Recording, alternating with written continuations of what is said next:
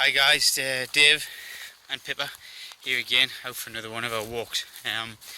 Following on from a workout I did on Saturday, which I'm going to talk about in a bit. I thought I'd do a video on mindset, mentality, whatever you want to call it, while we're training. How hard do you push yourself? How hard do you need to push yourself? When to back off, when to know your limits. So, workout we had to do on Saturday was prescribed. The difference between in CrossFit is RX scaled. So if you're not capable of doing the workout, you would scale it. If you do the workout as prescribed, it's RX.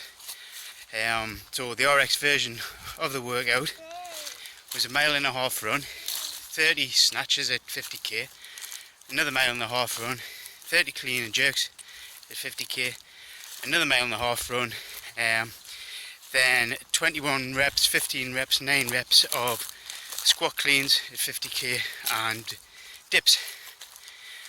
Now, I mentioned weak points being gymnastics.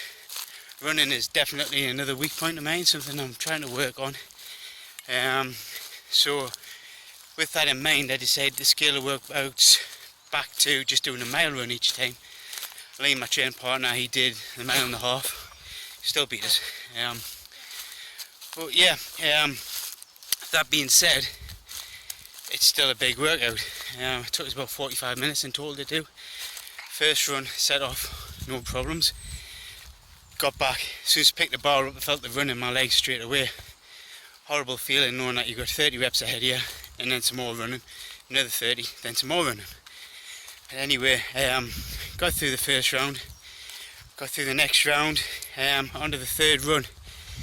And this is the bit where, I suppose, pig-headed, mental toughness, just willing yourself to get through it comes into play.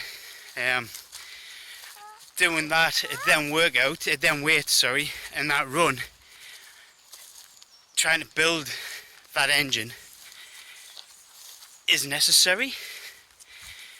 I don't find it dangerous to train like that. You've got to know how to push yourself. So during the run, did it enter my mind to stop, turn around on the last run? Yeah, but you can't pussy out. So yeah, it was a case of just man up, finish the run, get back, do the squat cleans. First squat clean I did, in my mind I was going to do a set of 10, a set of 11, something like that, or vice versa. Ended up just doing a single. As soon as I caught the bar, I could barely stand up.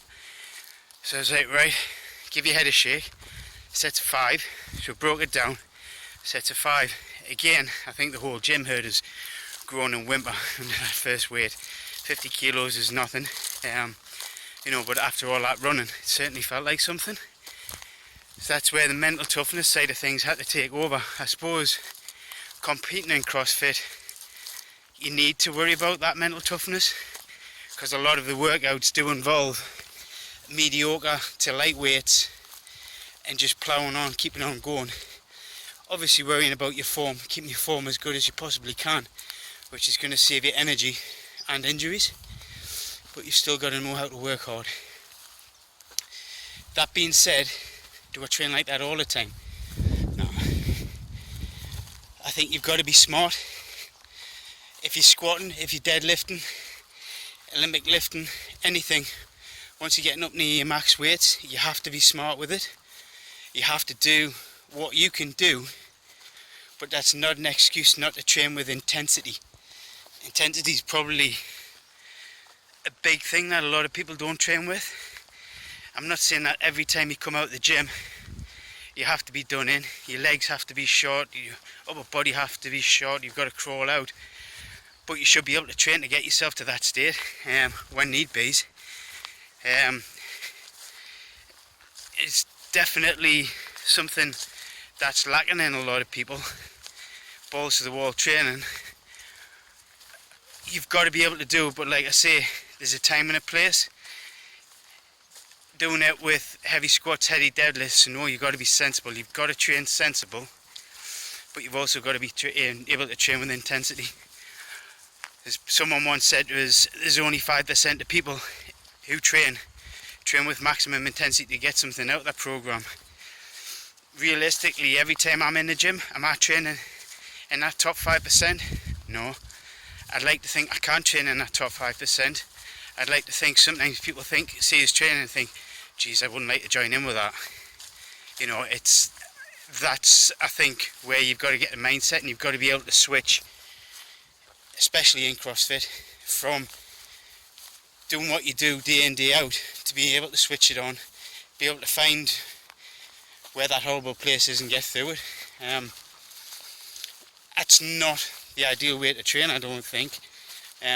If you're going to compete though, you've got to be able to push yourself, you know, whether it be against yourself or against others. 2 ticks, I'll be back with you in a minute.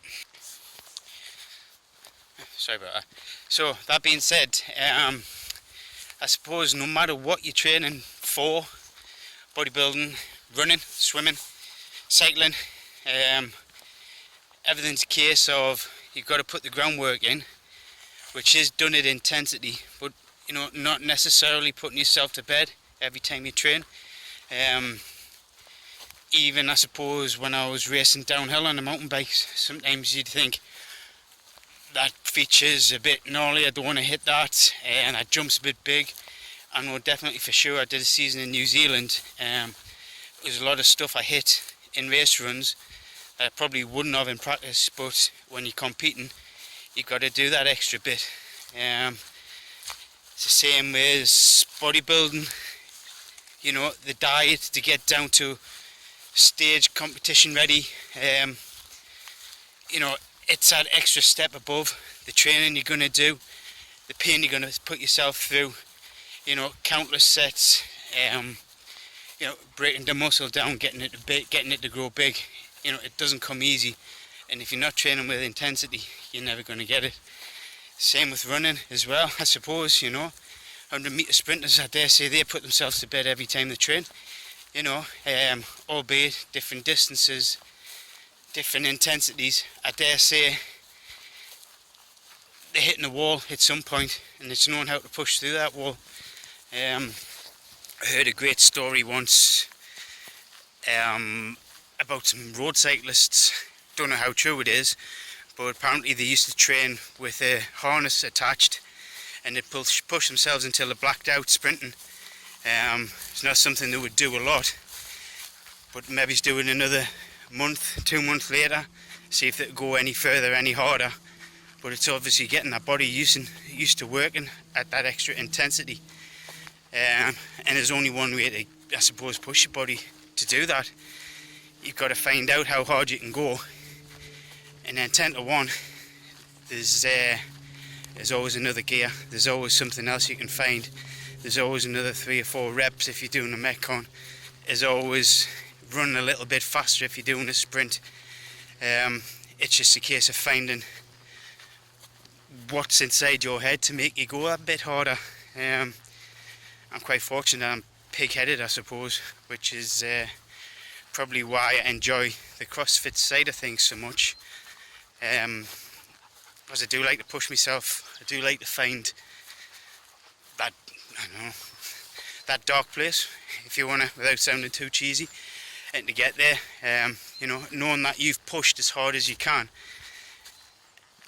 and thinking, yep, I've done everything I possibly can do in that workout.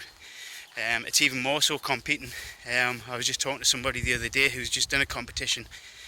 The workouts might not be anywhere near as heavy, as hard, or as many reps as what you do in training, but when you're competing, it's a whole different ball game. You've got to push that bit harder. Even I suppose I do. You know, you push hard what you think's hard in training, but as soon as you're competing, there's another gear you've got to step up. I suppose exactly the same at work. Not that often. No, battery's going flat, so I'm not going to be much longer with me waffle. It's not that often we get tested at work, but when you do get tested, you've got to be able to switch on and go hard. People's lives depend on it, I suppose. So it's I'm a great believer in the way I train. especially for my job, because it enables us to have the ability to go to go as hard as I can, which I'm not saying any other type of training doesn't give you the same, but definitely for me it's definitely helped us find out where limits are and how to push through them, because half the time it's just your brain that's stopping you from going as hard as you want to go, if that makes any sense. Anyway, I'll leave it at that. So next time you're in the gym and you're training, just think to yourself, am I in the top 5%? Am I the one that everyone's looking at going, wouldn't like to do a session with him? If you are, good on you. If you're not, maybe step it up a gear. Yep. Cheers. Bye from Pip. I'll see you next time.